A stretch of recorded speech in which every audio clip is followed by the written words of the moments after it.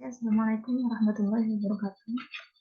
Nama saya Fafilah Fadilah dengan NPM 203300516118. Di sini saya akan mempresentasikan tugas 2 Hukum Laut, Udara dan Luar Angkasa dari dosen pengampu Bapak Ujian Davis Juanda SH, LLM, CLA, CPARB, CML, CME, CMLC.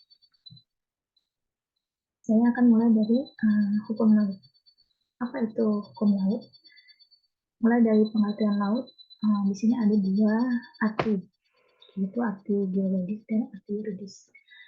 Yang pertama, arti geologis, bahwa laut adalah kumpulan air asin yang menutupi permukaan bumi.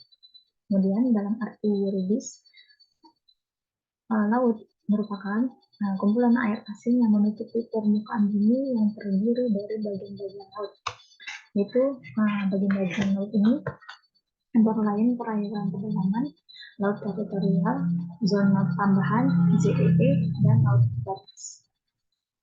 laut bebas, serta perairan kepulauan bagi sebuah negara kepulauan. Yang masing-masing bagiannya ada hak dan kewajiban antara negara-negara. Yang kedua, hukum laut internasional. Apa itu hukum laut internasional?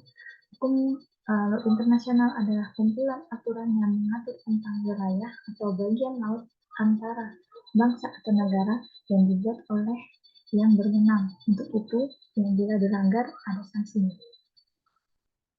Oke, kita lanjut ke apa itu UNCLOS. Yang kita ketahui bahwa UNCLOS adalah yang mengatur tentang hukum laut. Nah, UNCLOS adalah sebuah term yang lahir dari hasil konferensi atau pertemuan bangsa-bangsa yang difasilitasi Perserikatan Bangsa-Bangsa.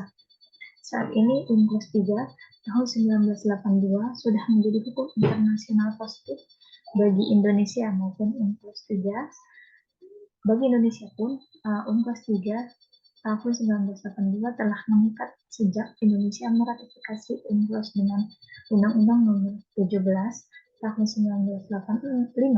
Akibatnya timbul hak dan kewajiban Indonesia untuk melaksanakan ketentuan yang terdapat di dalam UNCLOS. Konsekuensinya adalah lahirnya Undang-Undang Nomor 6 tahun 1996 tentang perairan Indonesia sebagai pengganti Undang-Undang Nomor 4 PRT tahun 1960 tentang perairan Indonesia.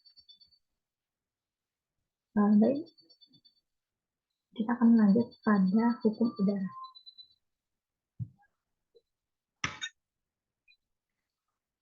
Pada Konvensi Paris 13 Oktober 1919, konvensi ini adalah merupakan upaya pertama pengaturan internasional secara umum mengenai penerbangan udara. Nah, yang kita ketahui bahwa hukum udara itu diatur dalam Konvensi Chicago 1944. Konvensi ini menghasilkan pengakuan terhadap 5 kebebasan udara, yaitu yang pertama 2 kebebasan dasar,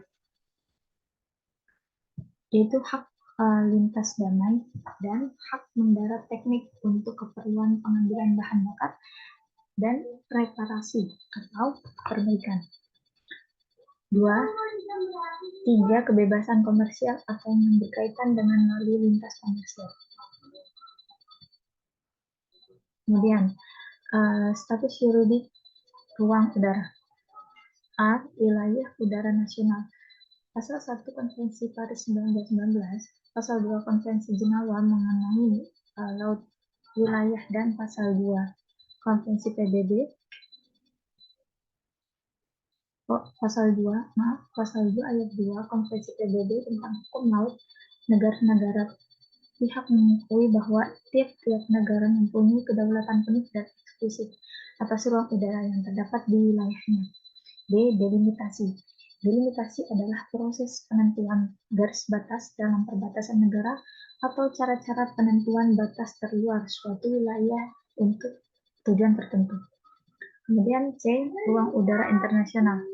Kedaulatan teritorial suatu negara berhenti pada batas-batas luar dari laut wilayahnya.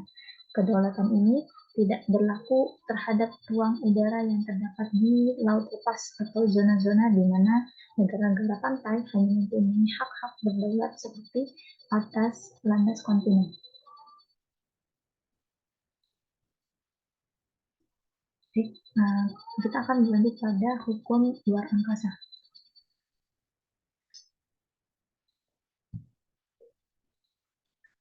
Pada status yuridik luar angkasa, seperti halnya dengan laut lepas, luar angkasa terutama tunduk pada suatu rezim internasional yang ditandai oleh pelaksanaan dua prinsip. Nah, dua prinsip ini, yang pertama, prinsip tidak dapat dimiliki.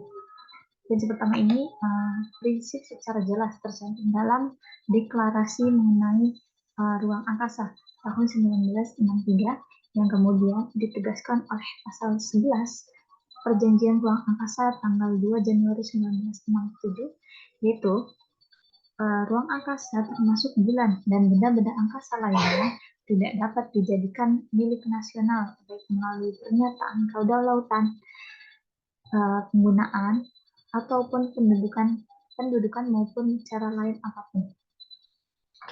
Kemudian yang kedua adalah kebebasan penggunaan. Prinsip kedua ini yang mana yang sebelumnya saya jelaskan mengenai prinsip tidak boleh memiliki ini menyebabkan ruang angkasa digunakan secara bebas oleh semua negara tanpa ada perbedaan dan atas kesamaan yang adil. Namun, kebebasan penggunaan ruang angkasa ini memiliki batasan-batasan dalam penggunaannya tentunya. Kemudian ada pengaturan kegiatan di luar angkasa. Lebih dari laut lepas, kegiatan-kegiatan di luar angkasa sejak semula selalu mengetengahkan kewajiban kerjasama antara negara-negara pemakai, terutama di bidang penyelamatan astronot seperti yang tercantum dalam persetujuan mengenai penyelamatan astronot.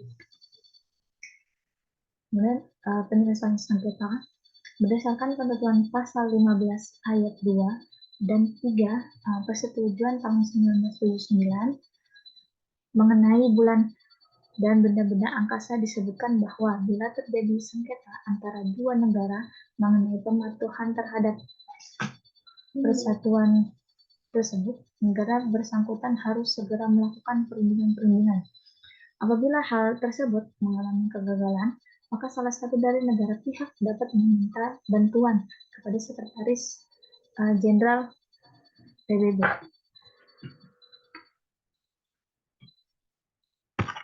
Baik, di sini saya akan sedikit menambahkan bahwa hukum udara dan luar angkasa merupakan salah satu cabang hukum internasional yang relatif baru karena muncul